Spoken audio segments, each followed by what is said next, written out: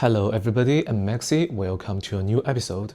In today's episode, let's talk about relatives. In Mandarin, we say 亲戚.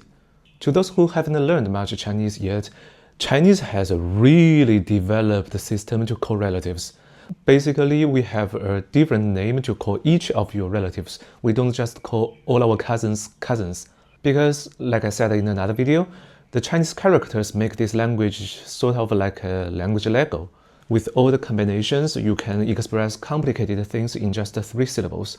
Actually, when we first learned English, it took quite a lot of effort to get used to the relative words. There is only one word for grandmas, there is only one word for cousins, so how can I make you know which one I'm talking about? Okay, in this episode, I'm gonna try to cover all the words for every one of your family members, your extended family members, your remote family members. And if this is the first time you hear this, be prepared, it's really huge. I'm gonna put a counter, I think, here. Let's see how many I can cover. And before we start, I need to make it clear that many relatives have more than one name in Chinese. It depends on whether it's formal or not, or which region you are from. Today, I'm only gonna present one for each, the most common one, okay? So now let's get started. Okay, first, let's talk about your core family. Can I say core family in English? I hope you know what I mean. So for the basics of the basics, dad is called 爸爸, similar to many other languages. And mom is called 妈妈, the same as many other languages. And then son is called 儿子. And then daughter is called 女儿. Then for your siblings, that's where it starts to get more complicated than English.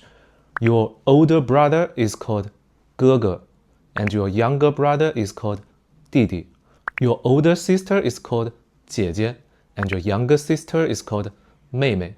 And we actually don't have a word for siblings. When we say sibling, we say 兄弟姐妹, we say all 4 of this. And if you have siblings, we can also concisely express which one they are in the order. So for example, if you have 4 siblings plus you, there are 5, right? You have an older brother, older sister, then you, then younger brother, then younger sister. So the older brother is the oldest child. He's called 大哥. 大 means big, large. And the second child is your 二姐. 二 is the number 2. And your younger brother is your 四弟. 四 is the number 4. And the younger sister is your 五妹. 五 is the number 5. Or you can call her 小妹. 小 means small, little, if your family is already sure that you are not going to have any other kids. And you can notice that I didn't mention the number 3 because you are the 3. And also there is no number 1 because the oldest is called 大, the big one. This numbering system is used in all relatives, not just your siblings, but all the relatives' siblings. Whenever there is a sequence, you use this numbering system to distinguish them. Okay, that's for siblings. You need to distinguish whether they are older than you or younger than you. And then for your grandparents, you also need to distinguish. You need to say whether they are from your father's side or your mother's side. So your father's father is called 爷爷, and your father's mother is called 奶奶. Your mother's father is called 外公. 外 means outside, so basically this word means the grandpa from outside. So you can see this system is very patriarchal.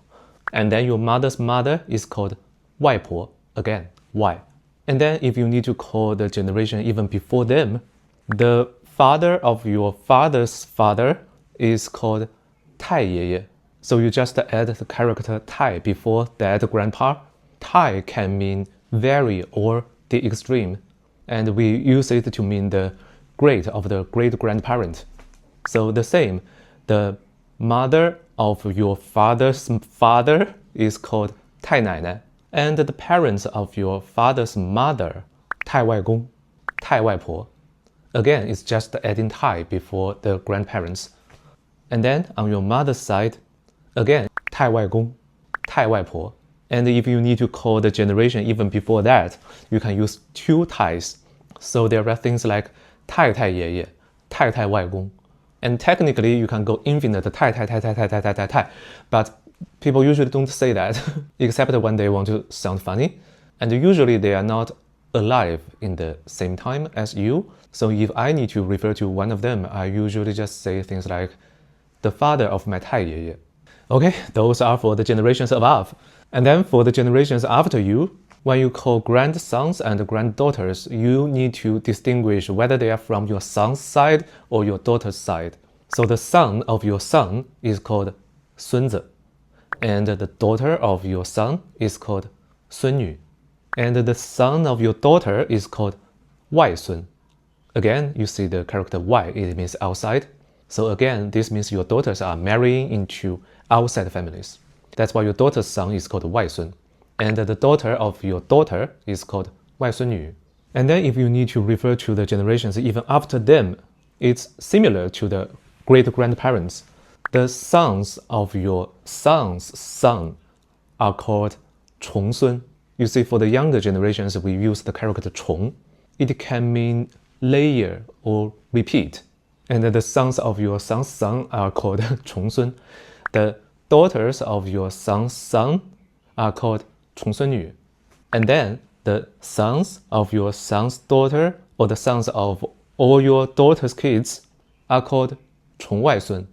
And then of course the daughters of them are called 重外孙女. So any line not maintained by the sons are called outside family members. And again, if you need to refer to the generations even after them, you can double use 重, like 重重孙, 重重重孙. That's technically right, but usually we just use once.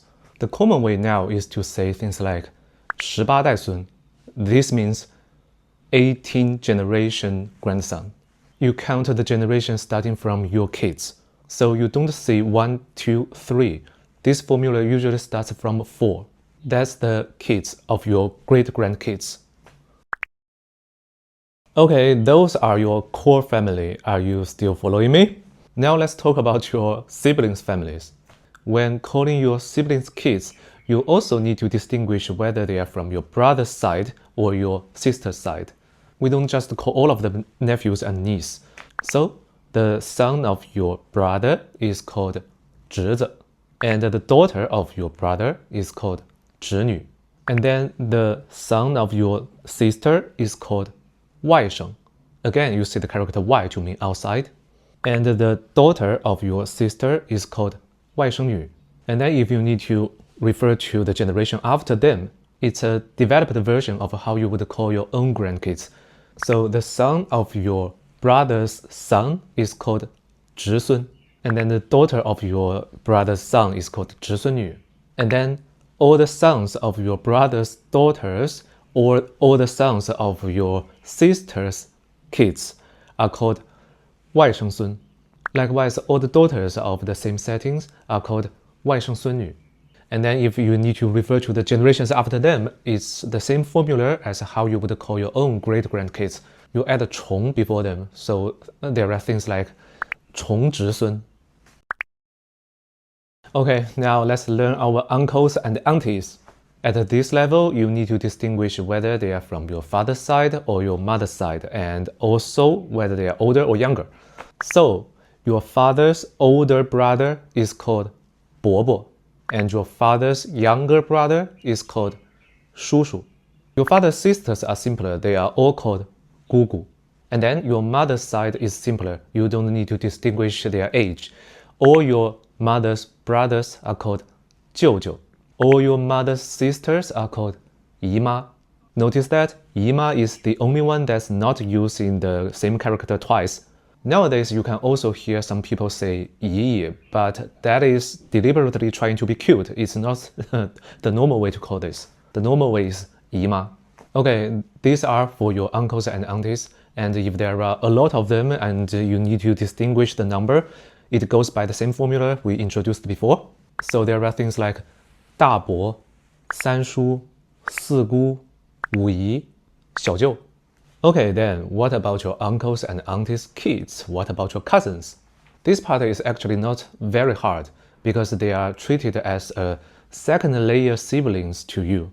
So their names are developed from the siblings. All the cousins from your father's side are called 堂亲戚, and your older male cousin is called 堂哥. Your younger male cousin is called 堂弟. Your older female cousin is called 堂姐.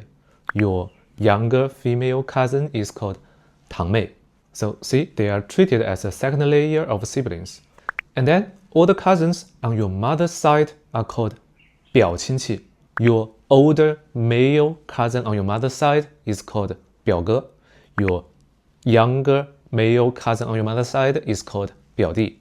Your older female cousin on your mother's side is called 表姐. Your younger female cousin on your mother's side is called 表妹. And then for their kids, it's still developing within the same system. So the son of your male cousins from your father's side is called 堂侄. The daughters of your male cousins from your father's side is called 堂侄女. Okay, now let's talk about your grandparents' siblings. Again, you need to distinguish whether they are older or younger and whether they are from father's side or mother's side. So the older brothers of your father's father are called 伯公. You can say it's sort of developed from the uncles and aunties system because father's older brothers are called 伯伯, right? Now, father's father's older brother are called 伯公, and father's father's younger brothers are called 叔公. And then all of father's father's sisters are called 姑奶. And then all of father's mother's brothers are called 舅公. All of father's mother's sisters are called 姨奶. And then on your mother's side, all of them are treated as outside family members again. So your mother's father's older brothers are called 外伯公. And then for the generations above them, you can again use the character 太 in front of them and stick to the patriarchal system. Okay, now, how much are you still remembering? And those are just for your relatives when you are not married. Now, let's talk about your marriage. So for the basic, husband is called 老公 and wife is called 老婆. But then for the parents of the husband and wife, we don't call all of them just the in-laws. You need to distinguish whether it's from the husband's side or from the wife's side. So the husband's father, so it's the in-law for the wife, right? The husband's father is called 公公, and the husband's mother is called 婆婆. Actually, these two words literally mean old man and old woman. And then switch side, the father of the wife, so it's the husband's in-law, right? The father of the wife is called 岳父. Yue is a character we use for famous mountains, and fu is a formal way to say father. So the wife's father is called 岳父, and the wife's mother is called 岳母. Mu is a formal word for mother.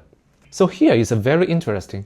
Like I said before, it's a very patriarchal system, right? Usually, any line not maintained by a son is called outside family.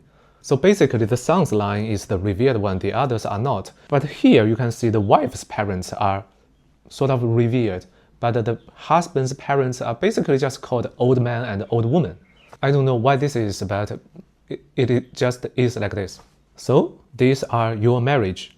And what about your siblings' marriage? Your older brother's wives are called 嫂子. Your younger brother's wives are called 弟媳.